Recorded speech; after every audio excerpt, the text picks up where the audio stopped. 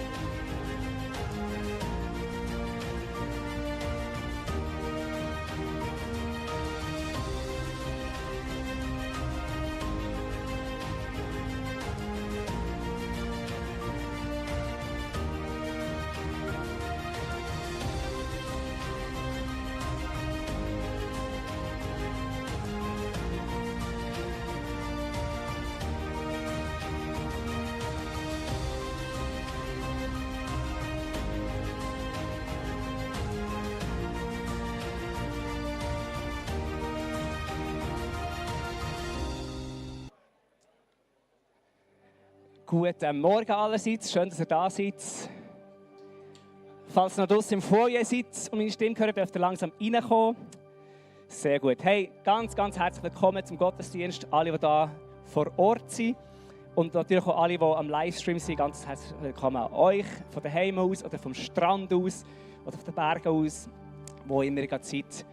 Nehmt euch noch kurz eine Minute Zeit oder 30 Sekunden und eine Person neben euch oder hinter euch oder vor euch begrüßen. Gebt schnell ein High Five, stellt euch kurz vor.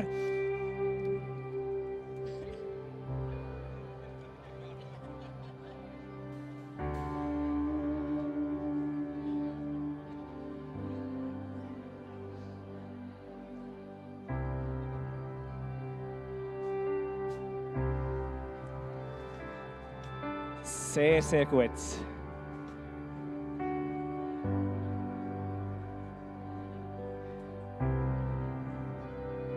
Tipptopp.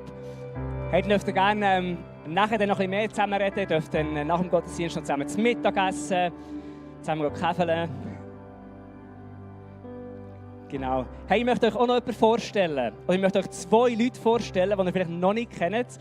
Und ich habe die eine Person heute schon gesehen, reinlaufen, nicht selber, sondern gedreht worden. Ich sehe sie dort hinten auch. Das eine ist der Ben Jeria Hunziker, der am 12. Mai auf die Welt ist gekommen. Können wir mal einen grossen Applaus geben der Familie Hunziker?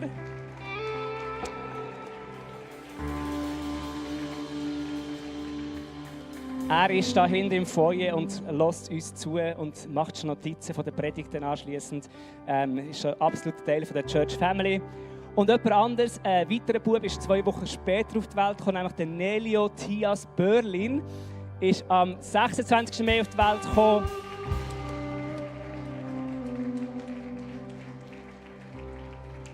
An dieser Stelle natürlich von unserer Seite her die Börlins und die Hunzikers ganz herzliche Gratulation. Wir freuen uns mit euch und dürfen irgendwo Teil sein, um zu sehen, wie sie aufwachsen und gross werden und Teil unserer Familie sind. Ganz herzliche Gratulation, alles Gute und wir versuchen es so gut wie möglich in diesem Abenteuer zu unterstützen. Genau. Hey, jetzt sehe ich schon die anderen Kinder, ihr dürft schon mal vorkommen. Ihr dürft ganz vorkommen. Und wir geben euch einen grossen Applaus, das ist unsere Kids Church von 1. bis 6. Klasse. Genial. Und ihr dürft gerade bleiben stehen, Kind. Und die Erwachsenen dürfen auch gerade aufstehen, weil wir gehen jetzt in die Worship rein miteinander. Wir wollen zusammen Gott Lieder singen, ihn anbeten. Und wir haben ein paar Kinder, die auf die Bühne raufkommen und Bewegungen vormachen. Gell? Macht ihr die Bewegungen vor? Super. Darf ich schnell fragen? Die hinterste Reihe, seht ihr sie auf der Bühne? Seht ihr sie einigermaßen? Ich muss noch ein bisschen Platz machen. Hier auf der Seite hin. Auf dieser Seite seht ihr Kind. Sehr gut. Da hat niemand Ausrede, um nicht mitzumachen. Wir wollen alle zusammen miteinander Worship machen, Gott anbeten, mit Bewegungen, mit Singen. Und ich ermutige euch, wenn es irgendwie geht, ohne euch zu verletzen dabei, mitzumachen bei diesen Bewegungen, miteinander Gott anzubeten. Und ich würde sagen, ich bete noch und dann steigen wir direkt in das erste Lied. Vater im Himmel, ich danke dir für diesen Tag, danke für einen schönen Morgen. Ich danke dir für all die Kinder, die jetzt da sind, die noch hinten sind, die auf die Welt gekommen sind. Ich danke dir, dass wir eine grosse Familie sind, wo jeder Platz hat und jeder geliebt ist. Und wir wollen dich miteinander, von gross bis klein, wollen wir dich anbeten, wollen wir dir sagen, du bist ein guter und ein liebender Gott und wollen wir das miteinander bezeugen. Ich danke dir, dass du da bist und dass du uns jetzt hilfst, unsere eingekochenen Knochen und Muskeln zu bewegen zu deiner Ehre. Amen.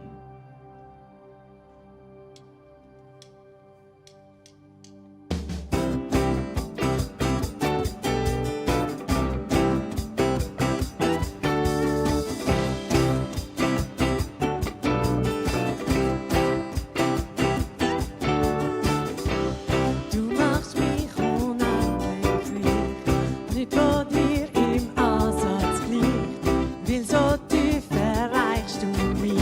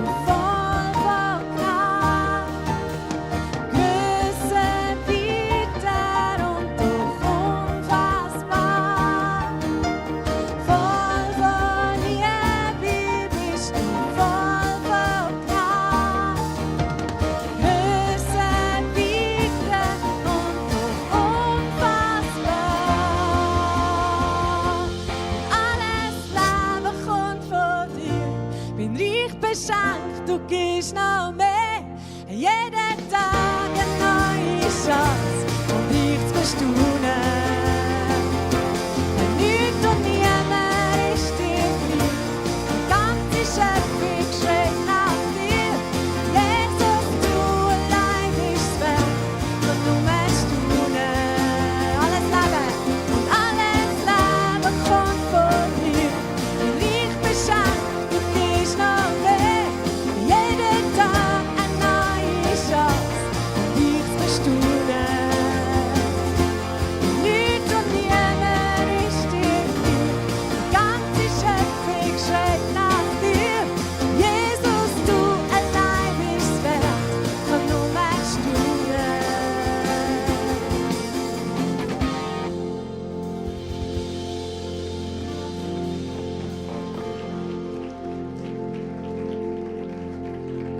Danke viel, ihr habt das super gemacht. Jetzt dürfen die Kinder wieder hingehen. Wir gehen noch weiter in Worship. Ich wünsche euch ganz eine gute Zeit.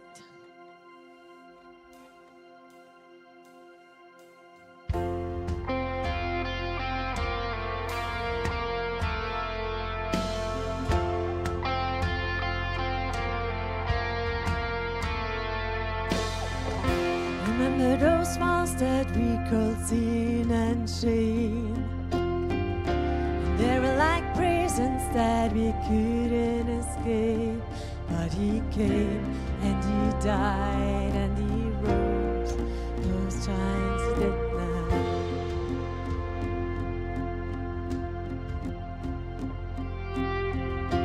Remember those giants we called death and grave. They were like mountains that stood in our way. But He came and He died and He rose. Those giants are dead now.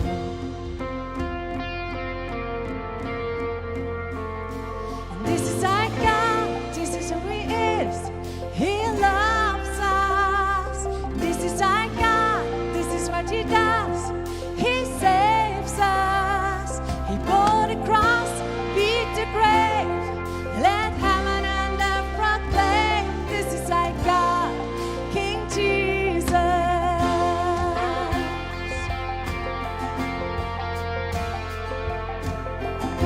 Remember that fear that took a breath away. Faith so weak that we could barely pray. But He heard every word, every whisper. Now those altars in the wilderness tell the story of His faithfulness. Never once did He fail, and He never will. This is our God, this is who He is. He loves us. This is our God, this is what He does. He saves us. He bore the cross, beat the grave. Let heaven and earth proclaim. This is our God, King Jesus. Who pulled me out of that pit? He did, He did. Who paid for all of our sin? Nobody but Jesus. Who pulled me out of that pit? He did, He did. Who paid for all of my sin? Nobody but Jesus. Who rescued me from that grave? Yahweh, Yahweh. Who gets the glory and praise? Nobody but Jesus. Who rescued me from that grave? Yahweh, Yahweh. Who gets the glory and praise? Nobody but Him. This is our God. This is who He is. He loves us. This is our God. This is what He does. He saves us. He bore the cross, beat the grave. Let heaven and earth proclaim. This is our God, King Jesus.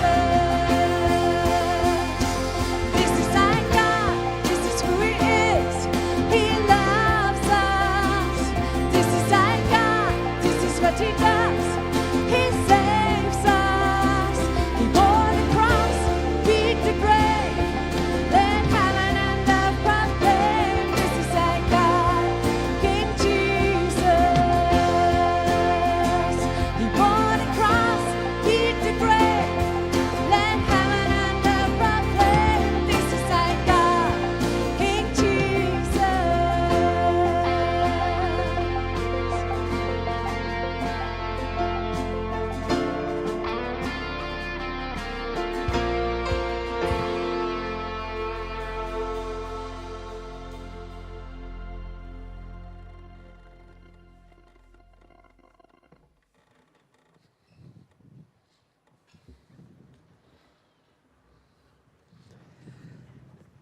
Markus 12, Vers 13 bis 17.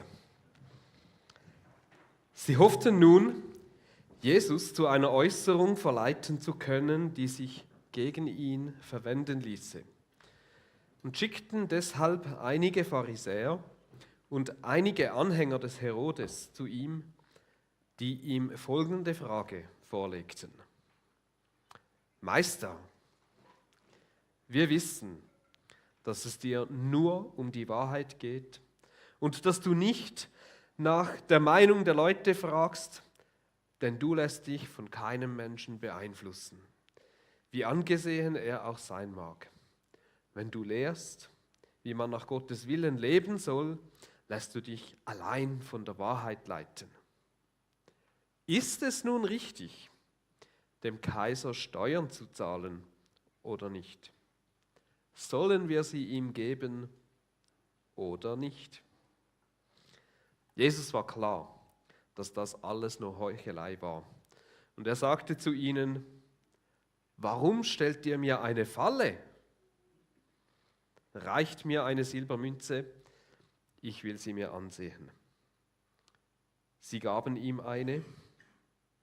Wessen Bild und Name ist darauf? Fragte er. Sie antworteten, das Bild und der Name des Kaisers. Da sagte Jesus zu ihnen, dann gebt dem Kaiser, was dem Kaiser gehört, und gebt Gott, was Gott gehört. Über diese Antwort waren sie sehr erstaunt. Hey, 1 bis 2 Mal im Jahr wagen wir uns so ein bisschen an ein Thema an, unter dem Titel Fragen, die die Welt bewegen. Das versuchen wir mich so ein bisschen aktuelle, ein bisschen heissere Themen rauszupicken oder so Themen, wo vielleicht da gerade präsent sind in der heutigen Zeit. Und heute habe ich den Titel gewählt, Jesus for President. Und es geht so ein bisschen um die Frage, wie verhalten sich denn Glaube und Politik so zueinander? Glaube und Politik, so die Kombi, das ist ein Thema, das polarisiert. Und das in einem Umfeld, wo das Thema Politik sowieso schon sehr polarisiert ist und wo es schnell heiß zu und her geht. Gerade vorgestern haben Steffi und ich über die aktuelle Abstimmung diskutiert. Genau, wir haben dann versucht umzustimmen. Und es ist schnell hitziger geworden, als wir eigentlich wählen wollten, obwohl uns das sonst eigentlich politisch nicht so nachgeht. Und ich habe dann gemerkt, ja, ich habe schon ein bisschen Respekt vor dieser Predigt, aber habe mir dann auch schnell müssen sagen, hey, nein, ich weiss ja, wie wohlgesonnen dass wir einander sind. Und da miteinander und dass ich mir da jetzt nicht, dass ich nicht muss Angst habe, dass gerade die Eier zu fliegen kommen oder was. Nein. Und also, Sie müssen auch keine Angst haben, es geht mir nicht darum, da jetzt irgendwie Wahlempfehlungen oder irgendetwas abzugeben oder für Politik in die eine Richtung. Ich versuche mich da möglichst neutral zu verhalten. Kann sein, dass, wenn man genau anhört, vielleicht mal irgendwo ein bisschen durchblitzt, was ich jetzt vielleicht eher denke. Aber es ist eine Frage, die wir uns als Christen ja stellen müssen. Was ist unser Verhältnis zu Politik? Sollen wir uns als Christen mit aller Kraft dafür einsetzen, dass unsere christlichen Werte auch irgendwo staatlich durchgesetzt werden und für alle gelten? Das ist so ein bisschen das Thema, das so ein bisschen den christlichen Nationalismus antreibt. Oder sollen wir uns als Christen vielleicht gescheiter aus dieser weltlichen Politik mit all ihren Lügen und Täuschungen und so weiter raushalten und uns eher zurückziehen und für uns schauen und in unserem Umfeld einfach schauen, wie wir sind? Das ist mehr so die Haltung vom Täufertum, wie sie das hatten, oder vom Pazifismus. Oder sind Glaube und Politik eigentlich wie so zwei ganz unterschiedliche Sachen, die nicht so viel miteinander zu tun haben und auch unterschiedliche Handhabung verlangen. Das wäre so ein bisschen sehr, sehr vereinfacht 2 Reichlehrer, die der Luther so ein bisschen vertreten hat. Und ich möchte euch heute eben so in ein paar so Themen ein bisschen reinnehmen oder in das Thema und ein paar Gedankenanstöße weitergeben, die vielleicht helfen können, so ein bisschen eine Meinung zu bilden und uns irgendwo ein bisschen da zurechtfinden, wie wir mit Politik umgehen können. Oft sagt man ja auch, hey, Glauben ist eigentlich eine Privatsache, das hat nicht viel mit Politik zu tun haben. Und dann denkt, hey, jetzt sind wir mal schnell Wunder, was ist eigentlich die Definition, was denn Politik ist? Und gemäß Wikipedia, dort ist es so, also es hat dort eine Liste mit etwa 10 Definitionen, wo verschiedene gescheite Leute aufgestellt haben, was Politik ist. Aber so der Übertitel vom Artikel ist: Politik regelt das öffentliche, aber teilweise auch das private Zusammenleben der Bürger eines Landes durch allgemein verbindliche Entscheidungen. Und das heißt, es geht um Strukturen und Prozesse, die ein Land hat, zum Regeln, wer und wie darüber entschieden wird, was das eben für Regeln und Gesetze für das Zusammenleben der Bürger in einem Land gelten. Also wie findet man die Gesetze, wie werden die entschieden, wer entscheidet die und was ist der Weg, wie das gemacht wird. So, das ist so ein bisschen die Politik. Und es geht schlussendlich um das Zusammenleben der Bürger von einem Land. Und dort habe ich dann gemerkt, hey, ja, die Bibel, die sagt ja eigentlich auch sehr viel über das Zusammenleben der Menschen, und zwar in den unterschiedlichsten Bereichen. Oder? Es geht um Frieden, es geht um den Umgang mit staatlicher Autorität, das ist auch ein Teil, der in der Bibel drin ist. Es geht um Geld, es geht um den Wert von Ehe und Familie, Gerechtigkeit, unseren Umgang mit den Armen oder mit Fremden. Und da stehen Aussagen drin, wo sehr viel mit dem Zusammenleben der Menschen zu tun haben. Oder? Da heißt es, du sollst nicht töten. Da heißt es, bemüht euch mit ganzer Kraft um Frieden mit jedermann und richtet euch in allem nach Gottes Willen aus. Da heißt es, brisant, wie ein Einheimischer unter euch soll auch der Fremde sein, der bei euch als Fremder wohnt. Du sollst ihn lieben wie dich selbst.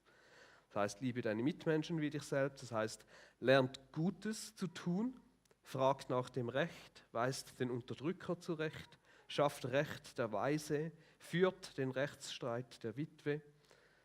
Das heißt dann aber auch, hier gibt es keinen Unterschied mehr zwischen Juden und Griechen, zwischen Sklaven und Freien, zwischen Mann und Frau, denn durch eure Verbindung mit Christus seid ihr alle zusammen ein neuer Mensch geworden. Oder es heißt auch, wenn jemand nicht arbeiten will, soll er auch nicht essen. Das sind alles so Aussagen, die die Bibel eigentlich macht über das Zusammenleben der Menschen und das irgendwo ein Stück weit regelt und wo sehr viel auch mit den Sachen zu tun haben, die man in der Politik irgendwo versucht zu regeln. Jetzt kurz Disclaimer, die Aussagen allein, wenn man die einfach so für sich stehen lässt, dann kann man die schnell aus dem Kontext ziehen. Wie gesagt, da muss man dann immer ein bisschen genauer anschauen. Darum, ich kann mehr einfach ein Beispiel nehmen, was die Bibel für Aussagen macht, die sehr wohl irgendwo eine Schnittmenge haben mit dem, was man in der Politik darüber entscheidet. Wenn jetzt also eine Vorlage oder ein Gesetz diskutiert wird oder eine Abstimmung ansteht, dann, ich weiss nicht, wie es dir geht, aber dann beeinflusst sehr wohl das, was in der Bibel steht und was der Glaube uns sagt, ein Stück weit mit, wie vielleicht unsere politische Haltung in dem hinein aussehen könnte.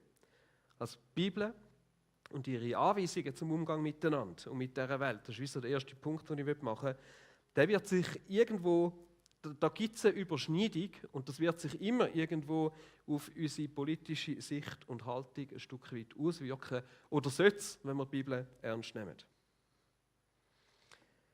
Jetzt haben wir die Geschichte am Anfang gehört, wo die Pharisäer und die Herodianer zu Jesus kommen mit dieser Frage. Und ich möchte kurz ein bisschen das auspacken mit euch und mal kurz auch den Kontext anschauen. Also die einen, die da kommen, das sind die Pharisäer. Das sind die Schriftgelehrten, das sind die Religiösen, das sind die Mühe hatten damit, dass Israel unter der Herrschaft von Rom ist und die kritisch gegenüber den Römern eingestellt sind. Die anderen, die kommen, sind die Anhänger vom Herodes, Herodianer, hat man denen dort gesagt. Das sind die, die am Herodes und damit ein Stück weit an den Römer eher freundlich eingestellt sind, die einen Nutzen daraus gezogen haben, die das nicht so schlimm gefunden haben. Und der Herodes, der ist von den Römern als eine Art Vasallenkönig über Judäa eingesetzt worden. Also der ist zwar König gewesen, aber schlussendlich ist er gleich einfach ein Unterhund vom Kaiser gewesen. Und die Herodianer und die Pharisäer, die sind schon eigentlich nicht Kollegen gewesen. Sind die eher so Gegner gewesen. Und da haben sie sich plötzlich zusammengetan und sind zu Jesus und gesagt: Du Jesus, wir haben eine Frage. Und die Frage nach der Steuer, die war brisant gewesen. Weil ungefähr 150 Jahre vor Jesus hat es einen Aufständischen gegeben, namens Judas Makkabäus, und der hat eine richtige Revolution angezettelt. Und er hat es abgelehnt, unter dieser Besatzungsmacht zu leben. Dort sind das, glaube ich, noch Perser gewesen, und hat gegen sie gekämpft und gegen alle, die mit ihnen verbündet waren. Und er hat schlussendlich Jerusalem erobert, hat dort den Tempel reinigen lassen, den man gebraucht hat, um irgendwelche anderen Götter Opfer zu brauchen. Hat alles, was an heidnischen Brüchen und so weiter war, rausgeschmissen und hat sich als Messias feiern lassen, bis er dann kurz darauf auf dem Schlachtfeld gestorben ist. Und nur gerade 25 Jahre zurück, wo Jesus schon gelebt hat, also die Story hat Jesus wahrscheinlich gekannt, hat ein weiterer Judas einen Aufstand angezettelt, und zwar einen Steuerstreik und einen bewaffneten Aufstand. Und ihr Motto war, kein Herr außer Gott, nur er soll bei uns König sein.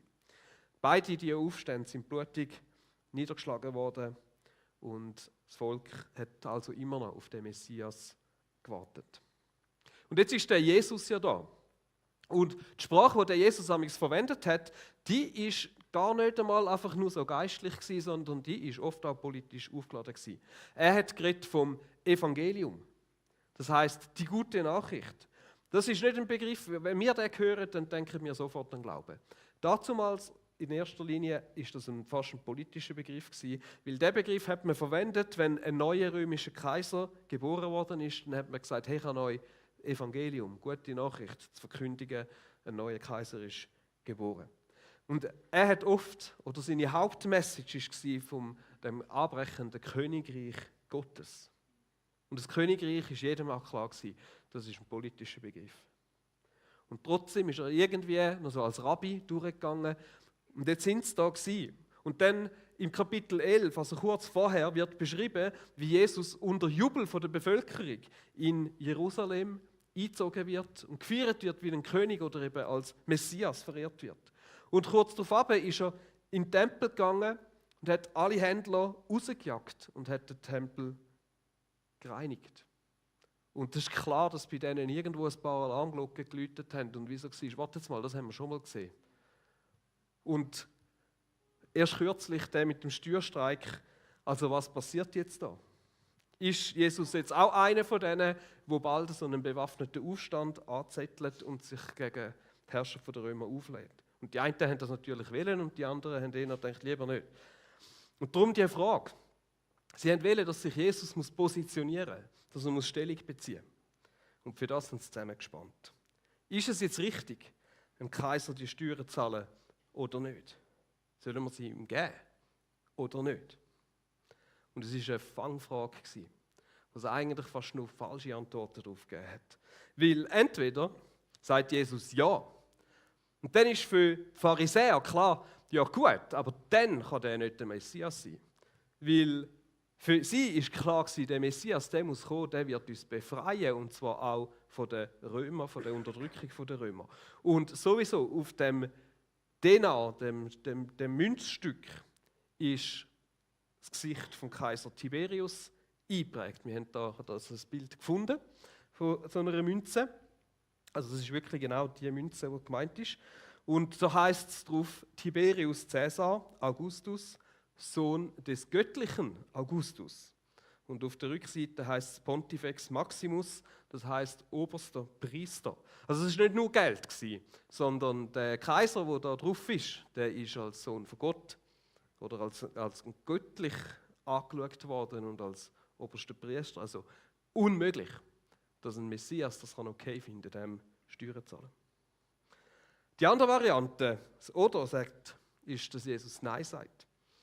Aber dann ist klar, dann ist er so ein Revolutionär, dann ist er ein Aufrührer, so wie das der Judas Makkabäus war, und zettelt eine gewaltsame Revolution an und stellt sich gegen die Römer und gegen die Regierungsmacht. Und das wäre ein Grund gewesen für sie, um ihn sofort den Römern auszuliefern, die einen kurzen Prozess mit so Aufständischen gemacht haben.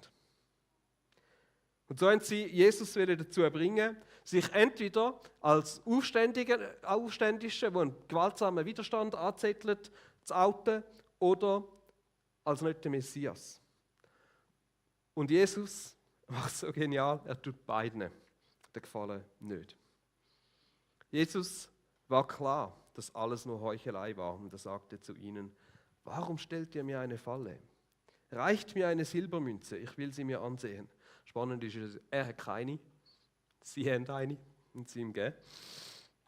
Wessen Bild und Name ist darauf? Fragte er. Sie antworteten, das Bild und der Name des Kaisers. Da sagte Jesus zu ihnen, dann gebt dem Kaiser, was dem Kaiser gehört und gebt Gott, was Gott gehört. Über diese Antwort waren sie sehr erstaunt.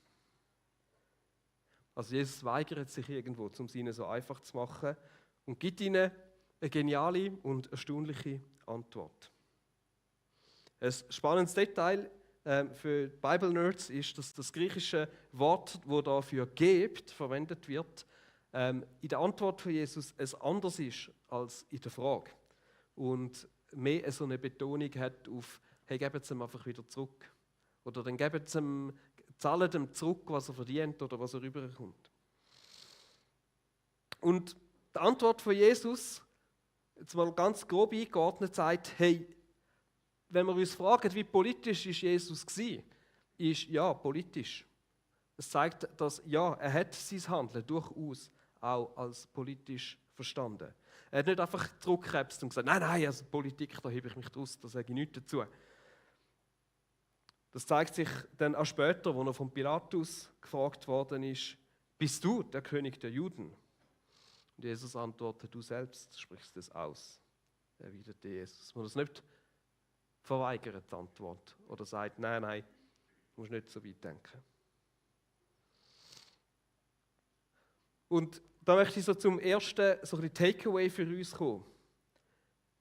Jesus weigert sich auf ein einfaches Entweder-Oder einzulassen. Auf ein klares Ja oder ein klares Nein. Warum? Weil die Sache nicht ganz so einfach ist. Es ist ein bisschen komplizierter. Und der Weg, wo Jesus möchte gehen, ist ein anderer, als einfach der Weg, sich auf eine von diesen politischen Seiten zu stellen.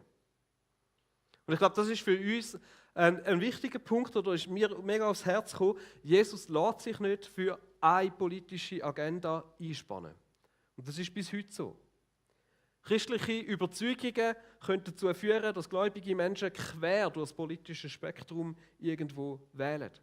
Wenn wir Bergpredigt ernst nehmen, dann geht es mir so, dann kann ich nicht anders als in einigen Punkten mit eher linken Positionen übereinstimmen.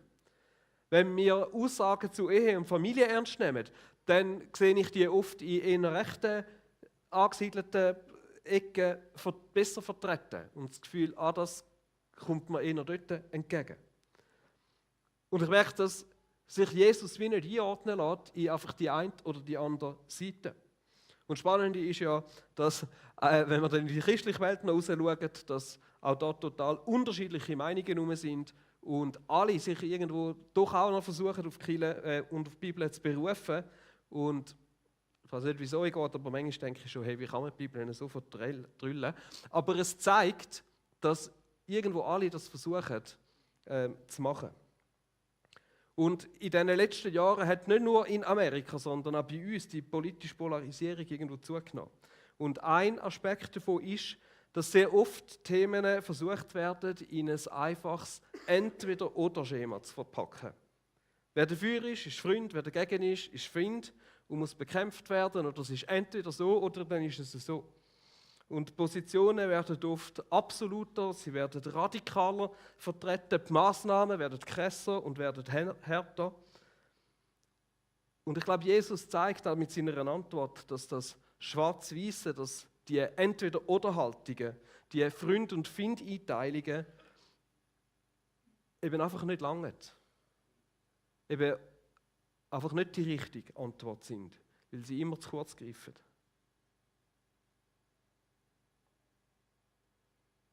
Und dass wir uns vielleicht daran gewöhnen müssen, dass es irgendwo schlussendlich komplexer ist. Und nicht immer nur so einfach zum, ja, es ist ganz klar so, oder es ist einfach ganz klar so. Etwas Zweites, was mir aufgefallen ist, wie sie an ihn herangetreten sind. sie sind eigentlich gar nicht mit der Absicht gekommen, um herauszufinden, wie Jesus wirklich denkt. Sondern sie sind einfach gekommen, um ihn zu kategorisieren, um ihm eine Falle zu stellen.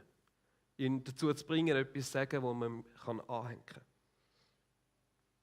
Und ich glaube, auch das ist vielleicht oft heute so ein bisschen eine Falle, wenn so klare Entweder-oder-Szenarien und Positionen vertreten werden mit zu groben Kategorien. Dass es einfach nur noch darum geht, einzuteilen.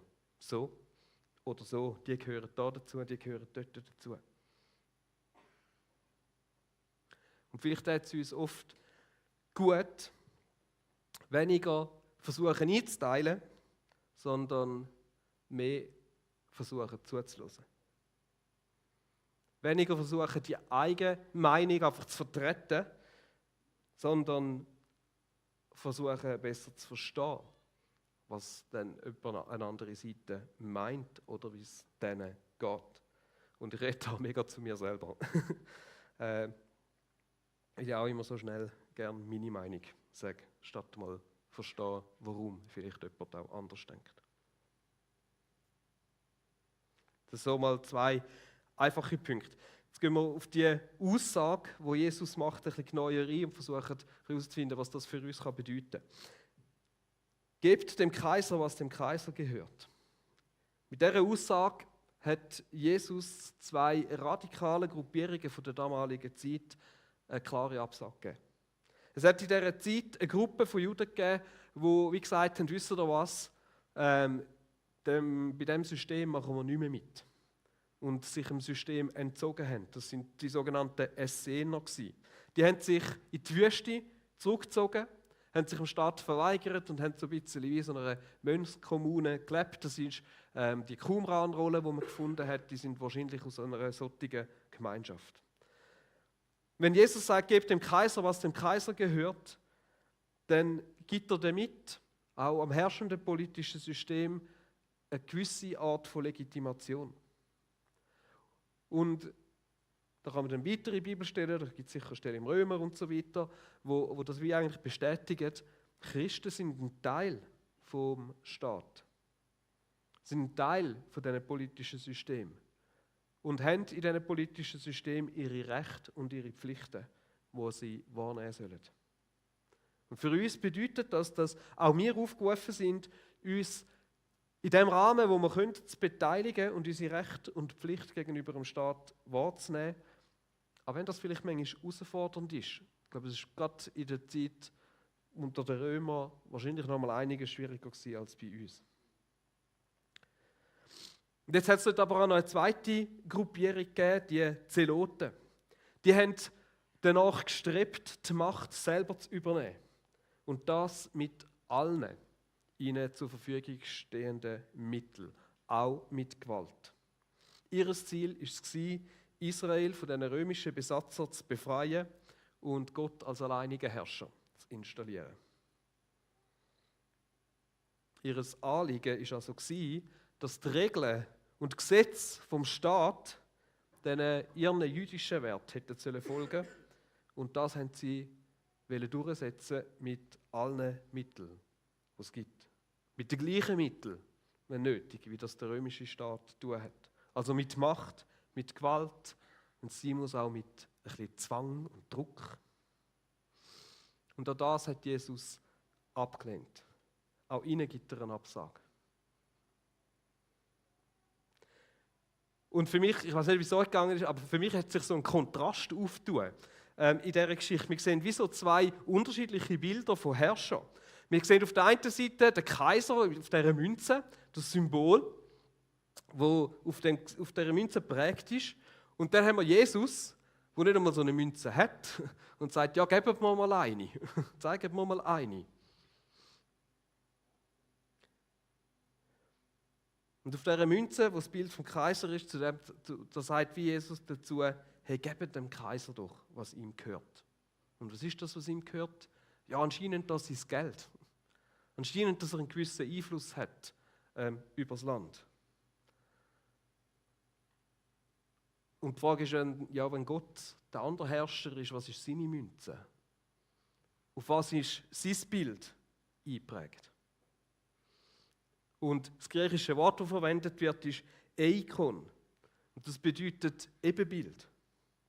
Und vielleicht klingelt es schon bei allen, oder? Die Bibel sagt im 1. Mose, dass wir das Ebenbild von Gott sind. Das ist eine bewusste Anspielung, das ist nicht Zufall, dass es so in der Bibel steht. Wir sind das Ebenbild von Gott. Und geben, was Gott geben, was Gott gehört, heisst unser ganzes Leben. Also wenn man das ein bisschen genauer anschaut, kann man es so, ich versuche es so nochmal zusammenzufassen. Es bedeutet, dass der Kaiser oder für uns vielleicht die politische Macht, die hier in der Schweiz in Kraft ist, die mag einen gewissen Anspruch an uns haben. Aber Gott hat Anspruch auf unser gesamtes Leben. Er hat Anspruch auf unser Herz. Und ihm gehört schlussendlich unsere ultimative Loyalität. Schlussendlich sind wir nur ihm verpflichtet. Der Staat, der Kaiser, der kann ein bisschen haben. Aber unser ganzes Sein, unser Ich, das gehört nur Gott.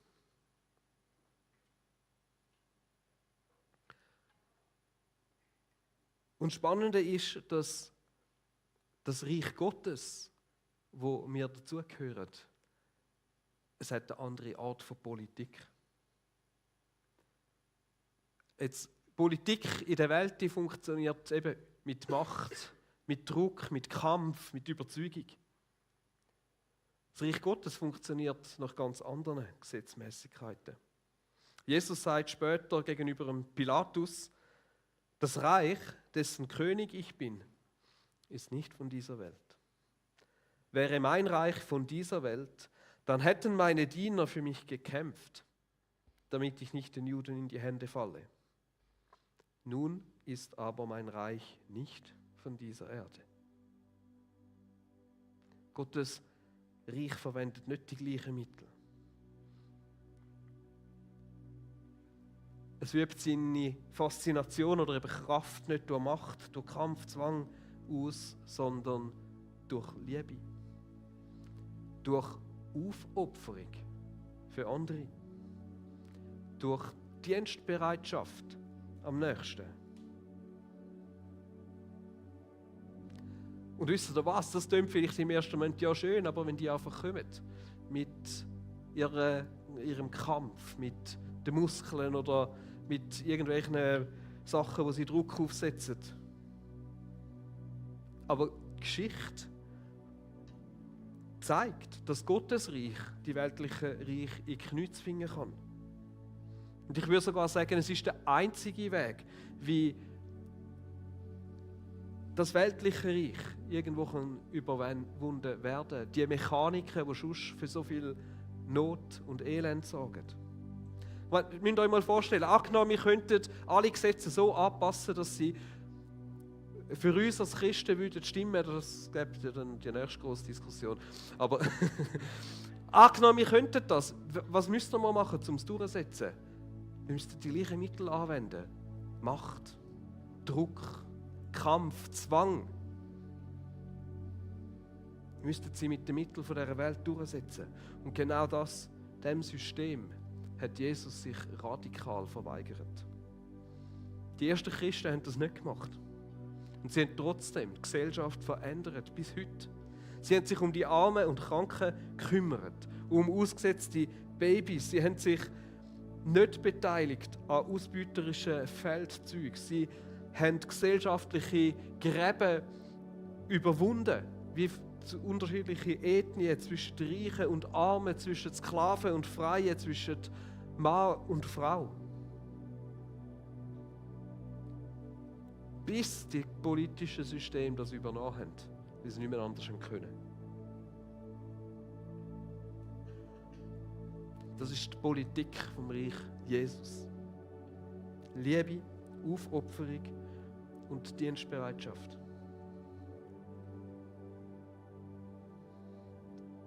So what?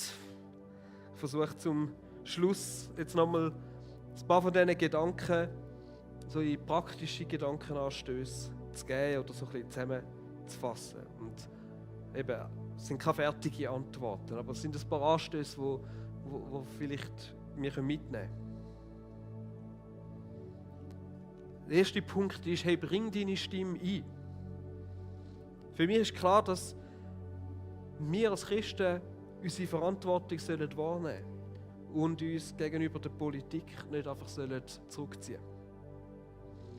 Und wir sind in der Schweiz so privilegiert, dass wir eine Stimme haben. Bei jeder Abstimmung. Aber auch sonst. Und wir dürfen und wir sollen sie einbringen, indem wir eben zum Beispiel teilnehmen oder indem wir uns politisch sogar engagieren.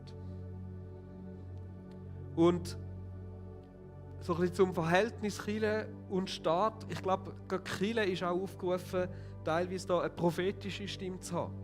Ein kritischer Zeitgenoss sein. So ein bisschen das moralische Gewissen von unserer Gesellschaft und, wenn es nötig ist, eben auch auf Ungerechtigkeiten oder Fehlentwicklungen hinweisen, Stellung nehmen, wo das erforderlich ist. Und ich bin dort, ich finde es selber mega schwierig. Ich weiss noch nicht, wie das für mich aussieht, aber ich bewundere das, wie das der Papst zum Beispiel macht, der sich getraut, Stellung zu nehmen und anzustehen, auch wenn ihm das Gegenwind bringt. Und immer wieder merke ich, es gibt auch einen Punkt, wo eben Gleichgültigkeit oder schlussendlich nichts sagen, vor allem auch dort, wo wirklich Unrecht passiert, eben vielleicht irgendwann auch mitschuldig ist. Und nicht einfach kann sagen, ja, ich habe mich nicht getraut, etwas zu sagen, sondern wo nichts sagen,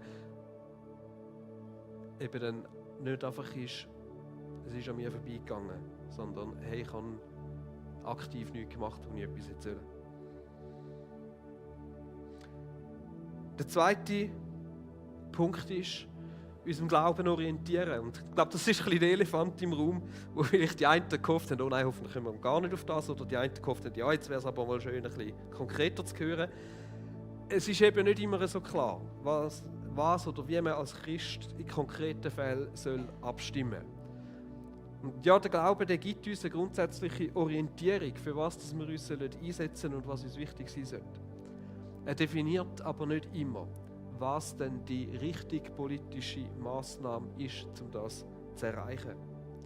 Und ich glaube, das ist die grosse Schwierigkeit. Und das ist auch das, wo die Meinungen so weit auseinandergehen. Mir ist wichtig, dort zu sagen, ich glaube, Jesus wird an jeder politischen Seite oder Partei einiges, nicht sogar vieles, kritisieren. Er wird einiges kritisieren, was die Linke propagieren, einiges oder vieles, wo rechts vielleicht eher ist. Und meiner Meinung nach kannst du als Christ nicht einfach rechts oder links sein. Du kommst irgendwo dazwischen. Und der Tim Keller, der mich bei dieser Predigt auch in einigen Punkten inspiriert hat, er macht einen spannenden Punkt. Er sagt, das Schöne am Evangelium ist, dass es uns frei macht. Dass es uns auch frei macht von unserem Egoismus und von unserem Selbstbehauptungstrieb. Und das macht uns zu besseren Bürgern. Weil das sollte uns fähig machen, politisch nicht einfach nur für mich zu denken. Nicht einfach nur zu denken, was finde ich jetzt einfach am besten, sondern für das zu denken, was grundsätzlich das Beste und das Fairste ist. Nicht, dass das viele von diesen Fragen viel einfacher macht, aber es ist eine andere Haltung, von der wir uns leiten lassen. Und es ist oft komplex und nicht einfach. Und es ist eben nicht einfach entweder oder. Und Abstimmungen werden oft emotional so geführt und in so eine Richtung gedrückt. Aber ich glaube, unsere Aufgabe ist, uns der Komplexität bewusst zu sein. Und die eben manchmal vielleicht eine mühsame Arbeit zu machen, uns bestmöglich zu informieren und nicht einfach nur aus dem Bauch raus. Und vielleicht dort eben mal sich auch selber fragen, was tut denn, wenn ich eher aus dem Bauch heraus entscheide, mein politisches Handeln motivieren? Ist es der Selbsterhalt? Sind es bessere Bedingungen für mich? Ist es der Erhalt vom Status quo? Oder geht es um größere Gerechtigkeit? Geht es um mehr Fairness? Geht es um eine bessere Verwalterschaft?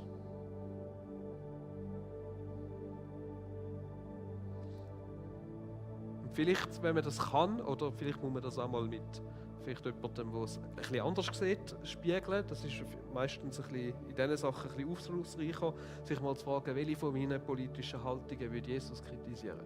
Also ich glaube, ja, ganz ehrlich, du musst jemand anders fragen. Selber wirst du wahrscheinlich kaum anbringen. Der dritte Punkt ist eine angstfreie Präsenz mitten in dem polarisierten Geschehen. Wir Christen, wir sind berufen, ein Segen für die Welt zu sein. Und wir haben eine Zuversicht und eine Hoffnung, dass das Leben und das, was ich in diesem Leben habe, nicht alles ist, für was wir leben. Dass man für etwas Größeres da ist. Und das gibt uns die einzigartige Chance, auch in diesem polarisierten und manchmal aufgeladenen Umfeld so eine angstfreie Präsenz zu sein. Wir müssen Angst haben, dass man mir etwas wegnehmen kann oder dass man einfach die falsche Entscheidung trifft und dann geht alles den Bach ab. Ich glaube, wir dürfen Menschen sein, die nicht in Polarisierung verfallen, die Verantwortung übernehmen und sich unterscheiden von anderen, indem sie sich fürs Gute einsetzen, fürs größere Gute. Es sind 3 so Schlusspunkte gewesen. Bring deine Stimme ein, unserem Glauben orientieren und so eine angstfreie Präsenz sein, die einen Beitrag zur Deeskalation leisten kann. Ich möchte beten und steht doch auf, wenn ihr mögt und könnt.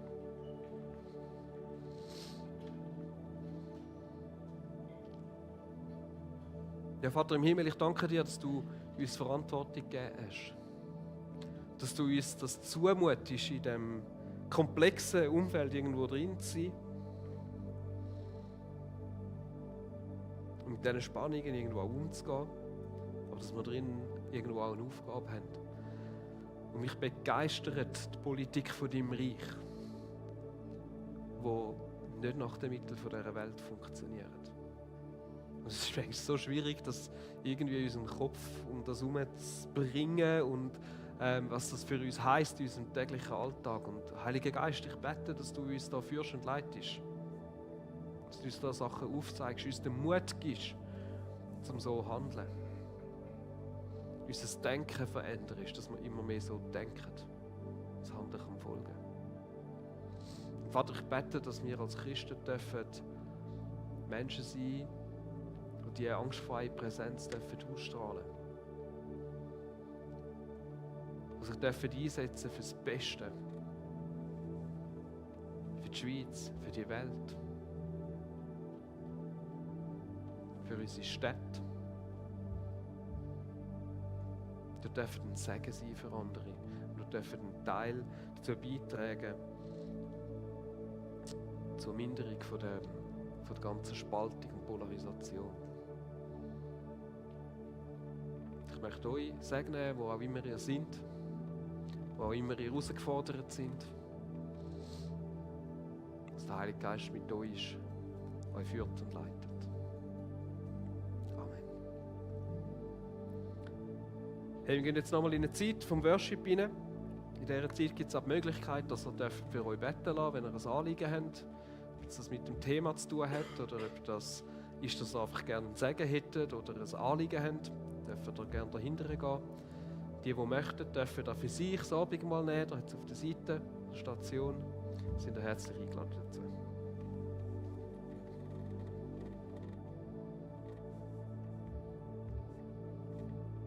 Für den nächsten Teil, lasst uns da auch demütig vor Gott kommen. Vielleicht sagt er uns ja das eine und das andere schon in den Liedern oder während der Liederzeit, wo wir vielleicht auch ruhig sind. Ja, lasst uns einfach in dem Gebet, das Joni vorher gesprochen hat, weitergehen in die Anbetung hinein, weil auch das sind Gebete, wo wir Gott loben wollen, wo wir ihn ehren wollen.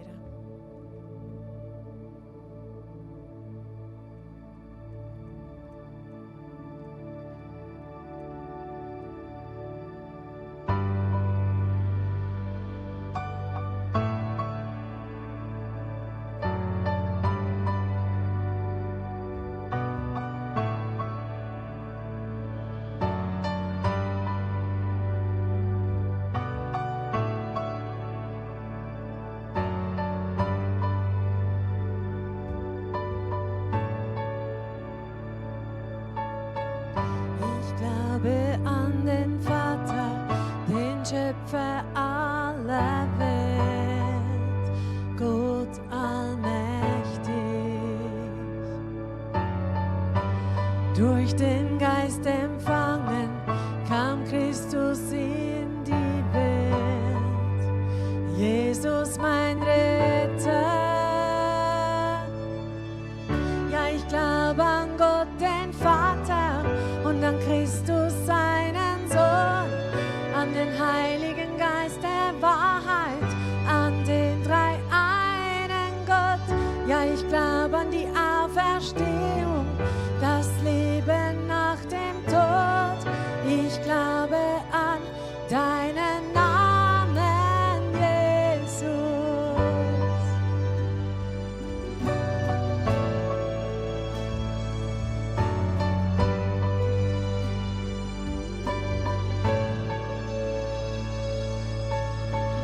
Mein Richter und mein Anwalt, gekreuzigt unter Leid. Vergebung ist in dir. Du stiegst ins Reich der Toten, standst auf in Herrlichkeit und herrschst in Ewigkeit. Ja, ich glaube an Gott, den Vater, und an Christus, seinen Sohn, an den Heiligen Geist der Wahrheit, an den dreieinen Gott. Ja, ich glaube an die Auferstehung, das Leben nach dem Tod.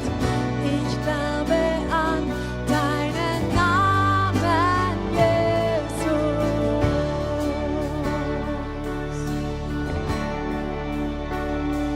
Ja, ich glaub an dich, dass du auferstanden bist.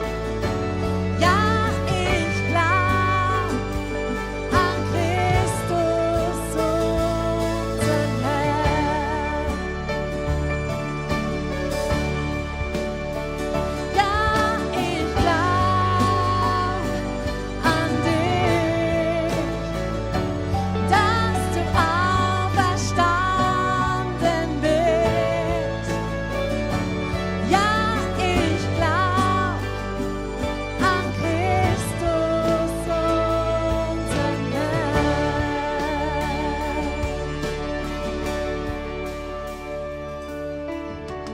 Ja, ich glaub, dass wir ewig leben, dass die Jungfrau den Sohn gebar, die Gemeinde der Kinder Gottes, die Kirche unseres Herrn.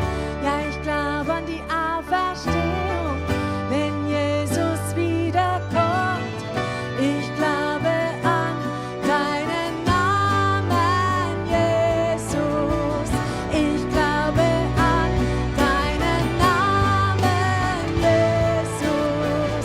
Ja, ich glaube an Gott, den Vater, und an Christus, seinen Sohn, an den Heiligen Geist der Wahrheit, an den dreieinen Gott. Ja, ich glaube an die Auferstehung, das Leben nach dem Tod. Ich glaube an deinen Namen, Jesus.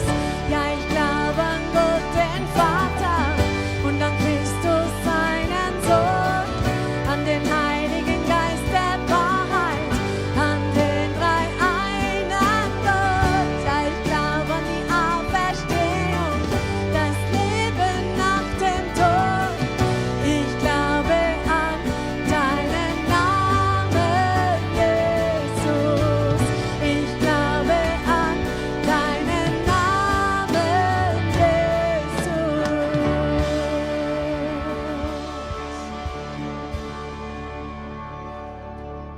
Ja, an dich allein, Jesus, wenn wir anbeten. Du bist unser Herr, du bist unser Retter, du bist unser Anwalt. Du bist für unsere Sünden ans Kreuz gegangen. Dich allein, wenn wir anbeten. Und ich bin heute Morgen über den Psalm 150 gekommen. Und in dieser Anbetungszeit werde ich heute lesen, dass wir dass wir wirklich einfach vor unseren Gott kommen. Halleluja, preist Jahwe. Lobt ihn in seinem Heiligtum. Lobt ihn in seiner himmlischen Macht. Lobt ihn für sein gewaltiges Tun. Lobt ihn für seine große Majestät. Lobt ihn mit dem Ton des Klaviers. Lobt ihn mit Tanzen, wie wir es gemacht haben mit den Kindern. Lobt ihn mit Saitenspielen an der Gitarre und lobt ihn mit den Becken und Zimbeln. Und lobt ihn mit unserem Gesang. Alles, was atmet, und das machen wir ja hoffentlich alle jeden Tag, mehrmals, sonst gibt es nicht. Lobt Jahwe, Halleluja, preist den Herrn.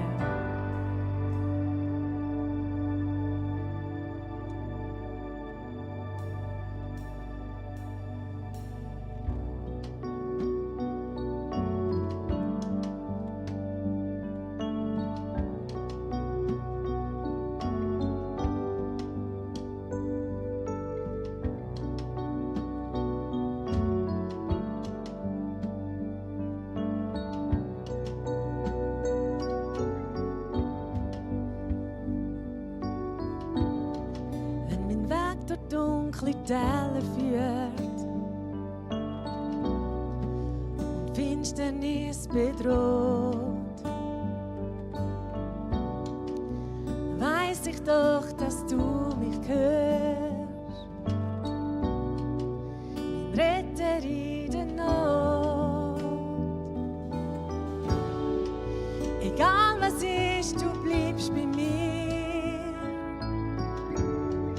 Meine Burg, mein sicherer Ort. Ich will singen, mein Lob soll ewig klingen, sodass das Lied auf meinen Lippen nie verstummt.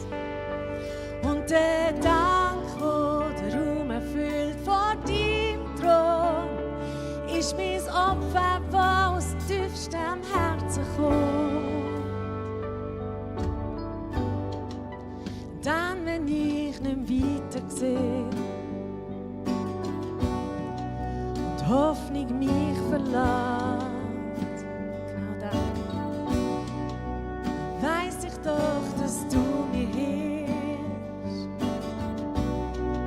ich dir vertrauen kann. Egal was ist, du stehst zu mir. Schild, das mich bewahrt.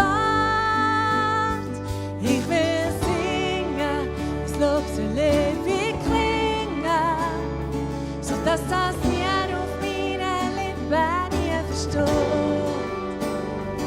Und der Dank, wo der Raum erfüllt vor deinem Thron, ist mein Opfer, das aus tiefstem Herzen kommt. Lob soll ewig klingen, sodass das Lied auf meinen Lippen nie verstummt. Und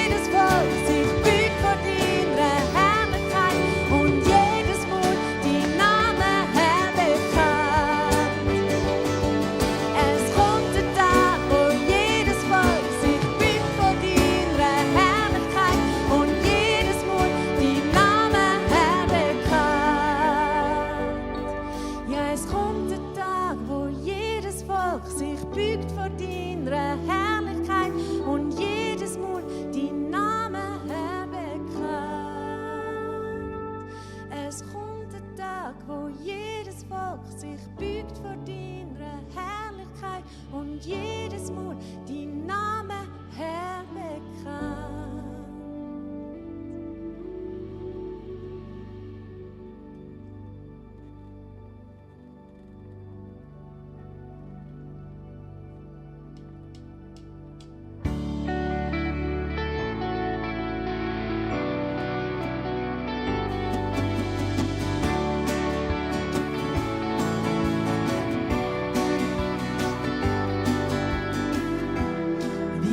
Frühling ziehst du ein, wie Tau am Morgen erfrischst mich.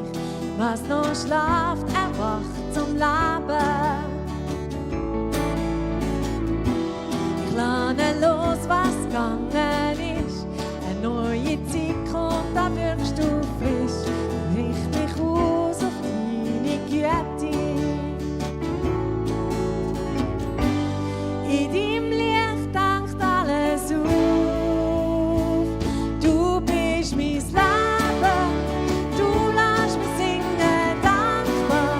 Dir mein Lied bringen, Gott. Du weckst mich auf, in deiner Gegenwart schnuf ich auf.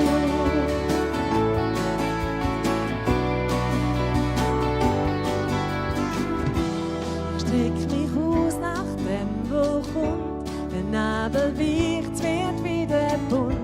Mein Herz tut durch und findet Weite. In deinem Licht dankt alles auf. In deinem Licht wird alles neu. Du bist mein Leben, du lässt mich singen, dankbar. Dir mein Lied bringen, Gott. Du weckst mich auf, in deiner Gegenwart schnuf ich Leben. Du lässt mich singen, dankbar. Dir mein Lied bringen, Gott. Du weckst mich auf, in deiner Gegenwart schnuf ich auf.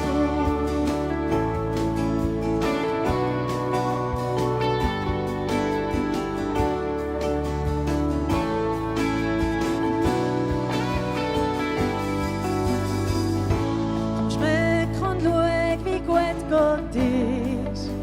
Er hat mich aufgeweckt, in seiner Liebe blüht alles auf. Mein Leben ist frei, gesetzt zu dir. Hat Jesus gleich gepflanzt auf seiner Gnade. Du bist mein Leben, du lässt mich singen, dankbar. Dir mein Lob bringen, Gott. Du weckst mich auf, in deiner Gegenwart schnuf ich auf. In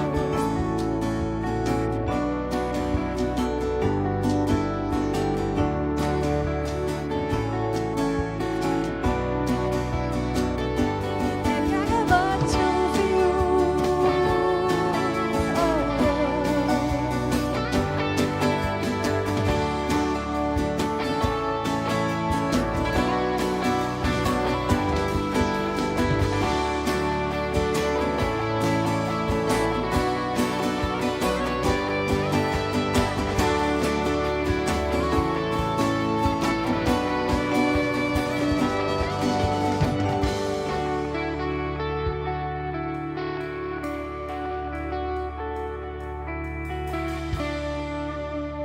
Amen. Sehr, sehr cool. Danke für die Band, danke für Joni für die coole Predigt. Sehr, sehr inspiriert und finde gut ausgerüstet und zum Nachdenken gebracht worden.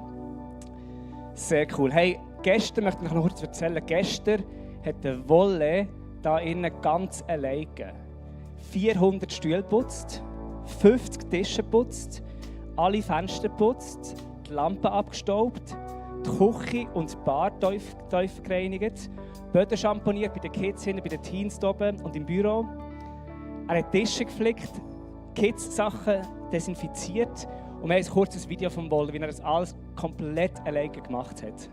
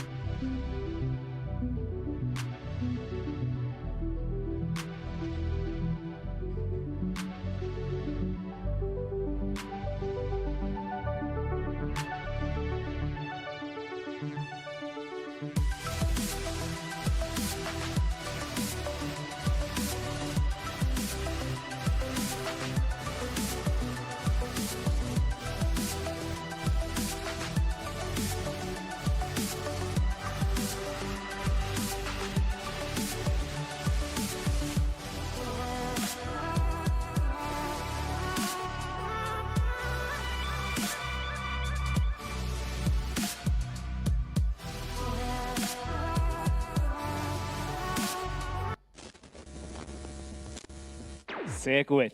Hey, es ist natürlich ein Witz gewesen. Der wollte das natürlich nicht selber gemacht, sondern ganz, ganz viele haben mitgeholfen gehabt. Ein riesen Dankeschön alle, die das machen können. Aber ich dachte, das wäre mal eine ungesunde Church, wo einfach nur jemand kommt und alles macht, oder? Das wäre mal eine ungesunde Church, wo nicht einfach jeder ein bisschen mithilft, sondern wirklich jemand alles reisst. Und ich möchte euch einladen für die freiwillige Kollekte mit dem Gedanken von, hey, ich glaube, eine gesunde Church bedeutet, dass jeder einfach ein bisschen etwas mitträgt. Dass jeder etwas gibt und es ist eine freiwillige Kollekte. Also vielleicht nicht unter Druck, aber ich liebe es als Zeichen von der Gesundheit zu sagen, weißt du, es ist nicht 2, 3 Reiche in so einer Kirche, die das Geld finanzieren für uns als GVC, sondern jeder kann etwas beitragen und wenn ganz viele mithelfen, dann kann etwas Schönes entstehen. Von dem wir gerne vorkommen, werden so Körbchen durchdrehen gehen. Es hat einen Twins-Gott da vorne, den ihr scannen könnt. Es hat auf eurem Stuhl vor euch so einen weißen, fast unsichtbaren Kleber, wo ihr mit dem Handy drüber fahren könnt. Dann habt ihr auch direkt Links, wo ihr Infos zu unserer Kirche haben und auch eine Zahlung machen, wenn ihr uns unterstützen möchtet. Genau, wir glauben, das möchte ich noch gesagt haben, es ist wirklich eine freiwillige Kollekte. Und wir glauben, dass es nicht etwas ist, was wir einfach machen müssen, uns zu lieben, den Kirche zu lieben oder den Pastoren zu lieben, sondern es uns hilft, Gott ähnlicher zu werden, wenn wir grosszügig leben. Wenn wir es immer wieder einüben können und ihm ähnlicher werden in dem Willen. Genau, ich möchte euch noch ganz kurz, während die Körbchen unter 3 gehen, noch einen Ausblick geben auf die nächste Woche oder auf die nächsten Wochen, Sachen, die anstehen. Und ich möchte ein paar Sachen highlighten. Es ist zu viel, um jetzt bei jedem ins Detail zu gehen. Ihr habt mehr Infos auf unserer App oder auf der Webseite. Aber 3 Sachen, die ich schnell möchte sagen. Das erste ist, Visionsnachmittag findet heute am Nachmittag statt. Also wenn du da bist und du bist eher neu oder bist am Reinschauen und du möchtest mehr wissen über GVC, dann möchte ich dich herzlich einladen, dazu zu kommen. Du kannst schon unangemeldet dazukommen. Wir werden nachher zusammen essen und dann am 1 gehen wir in die erste Kids-Room, wenn man den Gang hinterher läuft. Ich möchte uns als GVC ein bisschen vorstellen, ich möchte dich kurz kennenlernen und einfach einen Einblick geben, was uns antreibt, wer wir sind und dir die Möglichkeit geben, zum Fragen zu stellen. Und das ist nicht einfach nur für Leute, die ganz entschieden sind und sicher sind, sie möchten gerne Teil der GVC werden, sondern wenn du neugierig bist, möchtest mehr wissen oder ein bisschen umschauen bist du herzlich eingeladen dazu. Dann das Zweite ist unsere Church Night, die findet am 24. Juni statt, am Mittwochabend. Da möchte ich dich auch ganz herzlich einladen, wenn du sagst, GVC ist mein Zuhause, das ist meine Church Family, möchte ich dich ermutigen, wenn es irgendwie geht, dort zu sein, dabei zu sein. Könnt als ganze Small Groups kommen, könnt vorher noch Pizza essen zusammen. Und da werden wir euch ein bisschen Updates geben, Sachen, die wir sonst so im wöchentlichen Setting nicht informieren können. Wir möchten ein bisschen Infos mitgeben, inspirieren, euch mitnehmen auf die Reise, wo wir unterwegs sind. Und das Letzte, was Joni letzte Woche schon kurz gesagt hat, ist am 26. Juni findet ein Anlass nur für Männer statt, also sehr exklusiv. Aber ab und zu machen wir so Anlässe für Frauen oder für Männer. Der 24-Stunden-Event, wo 24 Stunden lang Männer unterwegs sind auf einem Abenteuer und es wird sehr wenig Infos dazu geben zum Voraus, und du musst einfach daher kommen und dann schauen, was sie erwartet. Aber es erwartet dich ein Programm mit Action, mit geistlichen Inputs und mit guter Gemeinschaft. Bist du herzlich dazu eingeladen. Genau, wenn du mehr Fragen hast zu der GVC oder zum Programm, darfst du gerne nachher zum Next Steps Desk kommen und dort noch deine Fragen stellen, oder können wir dir helfen mit allen anderen Fragen, die du hast, ausser die Wahlempfehlungen. Die musst du mit ein paar anderen Leuten zusammen herausfinden. Genau. Ich möchte euch bitten, zum zusammen aufstehen. Ich würde gerne noch ein Segensgebet vorlesen für euch, über uns alle zusammen für die Woche. Und nachher seid ihr herzlich eingeladen zum Bleiben. Es gibt, glaube ich, wenn ich die Sachen gesehen habe in der Küche, vermute ich, es gibt Alpenmakroni. Weiss aber, es stimmt. Also Herdöpfel, Penne und Äpfel muss ich nicht sehen. Von dem her ist die Chance relativ gross. Genau, aber jetzt sind wir da, jetzt beten wir noch und dann seid ihr herzlich eingeladen, um nachher zu bleiben, Kaffee zu trinken und zu essen. Ich möchte sagen, über uns lesen. Möge uns dieser Tag Sabbatruhe bringen, unseren Herzen und unseren Zuhausen. Möge Gottes Ebenbild in uns wiederhergestellt werden und unser Bild von Gott aufgefrischt werden. Möge die Anziehungskraft der materiellen Dinge abnehmen und die Entschleunigung der Zeit zunehmen. Mögen wir die Größe haben, unsere Begrenztheit zu umarmen und umarmt werden von Gottes unbegrenzter Größe. Möge Gottes Wort uns stärken und sein Geist uns führen in die neue Woche und in alles Neue, das vor uns steht. Und Vater im Himmel, Jesus Christus, Heiliger Geist, um das beten wir. Und das Sagen beten wir, dass wir da raus dürfen gehen und wissen, dass du mit uns kommst, dass du uns all die Erfrischung, die Stärkung, dort, wo wir brauchen Klarheit, dort, wo wir brauchen Ermutigung, dass du es gibst die Woche.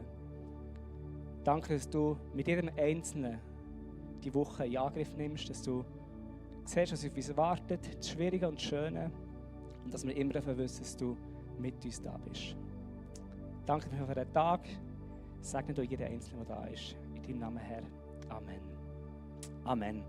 Einen guten und bis draussen im Feuer.